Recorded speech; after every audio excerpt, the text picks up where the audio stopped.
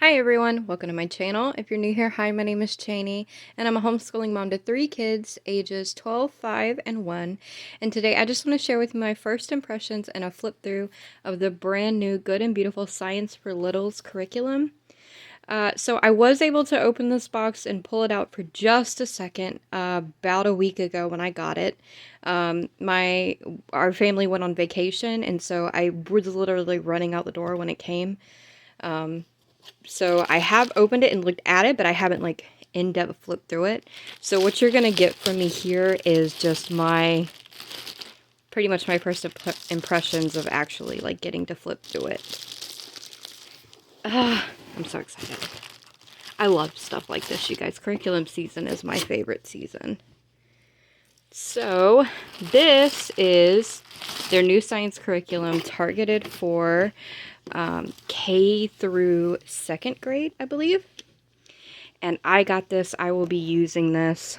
Again, I have a 5 and a 1-year-old, so I will probably use this more than once. And as far as I can tell, in the parent guide, which I'll flip through in a minute, it looks like it's not consumable.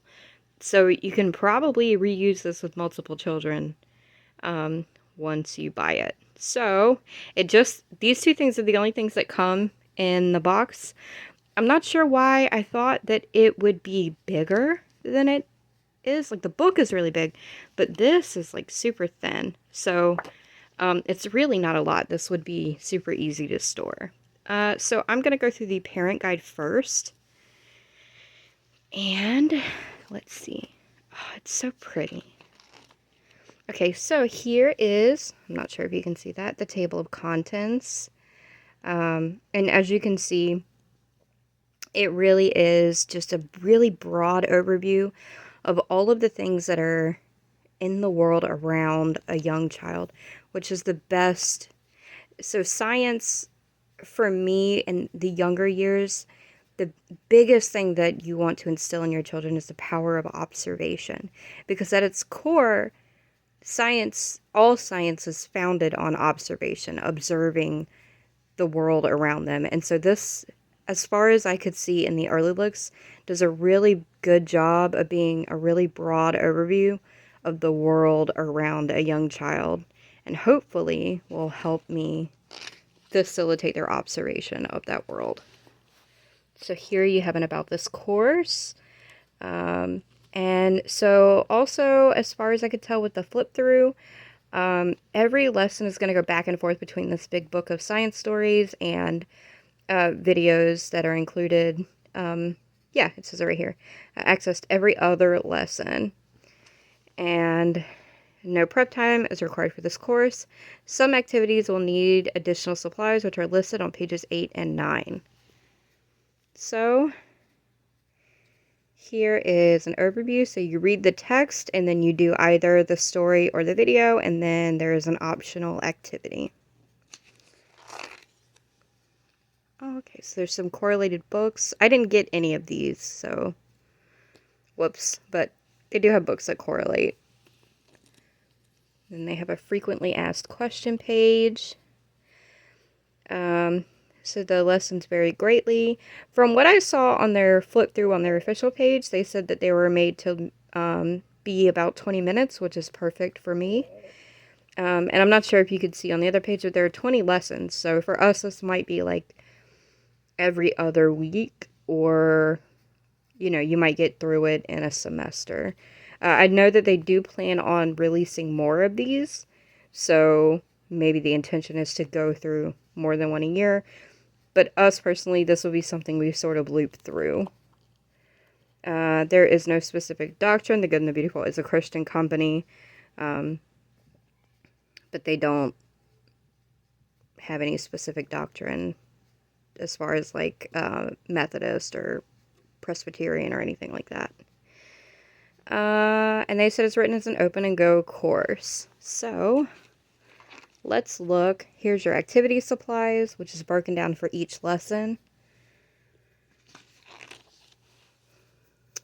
And okay, so this is the first lesson, Trees That Live and Sleep. Here are the supplies that you may need. And I've never had a Good and Beautiful lesson that didn't that had supplies that I couldn't get a hold of or didn't already have on hand. So, like this one is just paper and leaves and crayons. You know, that's something, if you have a K through second grader, these are things you should be able to grab pretty easily. It starts with a poem, and then you read a quick paragraph, and then you watch a video, you discuss, and then there's an optional activity here. Oh, my camera can't focus. Collect any type of leaves from your yard or local park and create leaf rubbings. Yeah, so super easy activity. Just going through here, we've got tree bark. Here's one that incorporates the big book of stories. I don't want to flip through the entire thing, but plants to eat. Yeah, so it's just these spreads per lesson, it looks like. Yeah, so, and it's going back and forth between story time and movie time. Here's another activity. Help your child make a salad to go along with your family's next meal. Allow the child to select what will go into the salad and then discuss which part of the plant each item is. Oh, that's cute. Yeah, so that's a good way to just connect everything to daily life too, I think. That's sweet. I like that. Oh, and you could probably, if you wanted to add like math in for that day, you could count the seeds or talk about symmetry. I like it. Butterflies are my favorite subject. Honeybees, also one of my favorite subjects. And yeah, so these are things that can just be observed in the yard, playtime. We live very near the ocean, so this also would be something that we could observe. Slithery snakes, I'd rather not observe them, but we can, we have them. Here's another activity. Search online for lizards around the world. There are many beautifully colored lizards, as well as some that look quite silly. And as the discussion questions, so okay, so these are in reference to the story. Got it. So the discussion questions will be in reference to whatever, forgive my watch. The discussion questions will be in reference to whatever story or video that you watched. Cool. Got ladybugs, fireflies.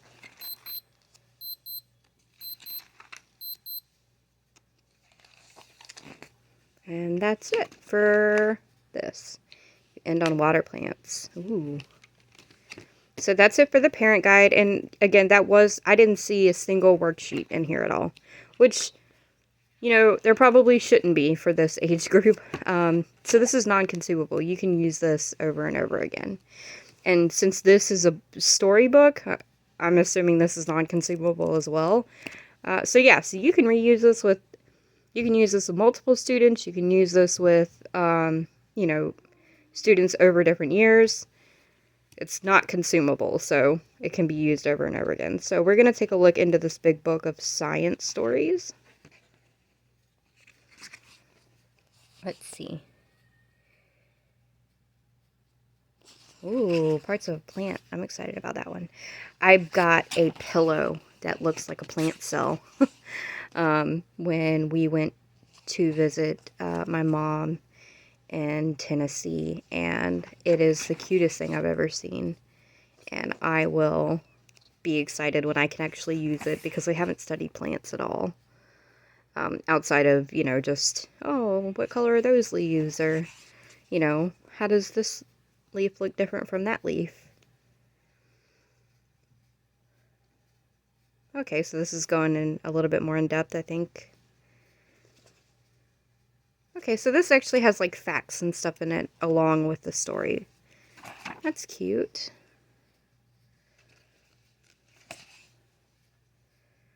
I'm not, I feel like one of those people that hates change, but I'm not the biggest fan of the fact that they're using this binding now.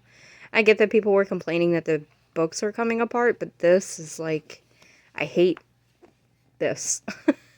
I preferred the other binding, but this is a higher quality though, so if you can't tell, I am not sponsored by The Good and the Beautiful, because I haven't seen a single person actually complain about that yet. But if you wanted to go and get it spiral bound, I think it's only like $5, so I may do that to just save myself this pain, because I'm already getting kind of annoyed with its inability to sit. What is a spore? This looks like a cute book. This is a book, too, that you could use. I feel like you could come back to this, even with a higher age group. This would still be a good resource to come back to. You know? Parts of a plant. Hey! This is the one I was excited about.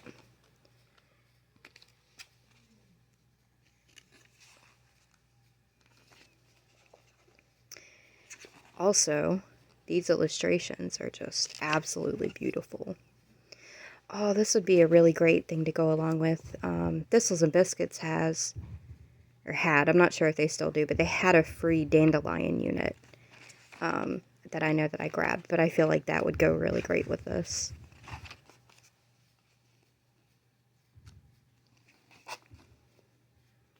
I'm on a butterfly. Can you hear my kids yelling? Interesting facts about ants. So this must go along with the ant thing. Aw, these illustrations are super cute. It's very on brand for the Good and the Beautiful books, if you've ever had them. Especially, I know they discontinued it, but their beginner box sets has had very similar art styles, and I really like it. I think it's very inviting to young children. Whoa! See? I don't like this binding. Snakes and things that slither.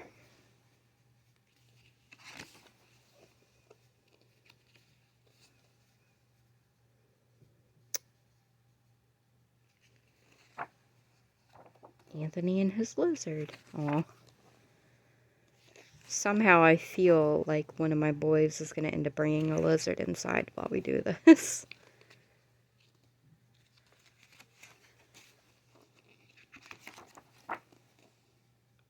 Yeah, this binding is really difficult once you get back here. It's even worse than the beginning, like if I don't hold it like at the seam pretty hard. Yeah, I don't like that. It's very frustrating. But I am really liking what I see as far as like inside the books. This is super different from the science books that that I've used from them before. They're revamping their entire science curriculum. And I may get more of the Science for Littles because I have a little daughter coming up, but I will probably be one of those people who collects the old science units as they go on sale, because I am an old geezer and I don't like change. And I like the way that their science has been thus far. But what is the same is that it is very open and go. It's still very literature-based, very kind of Charlotte Mason inspired-ish.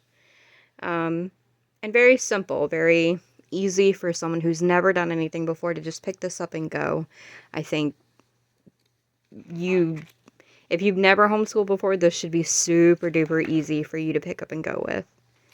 So yeah, that is my first impression of the Science for Little Hearts and Hands, Fields and Flowers curriculum from the Good and the Beautiful. I am very excited to get into this with my younger ones, and I will probably most definitely reuse this when my 1-year-old comes of age. So if you guys have any questions about anything that I flipped through, let me know in the comments down below, and I will see you guys later. Bye.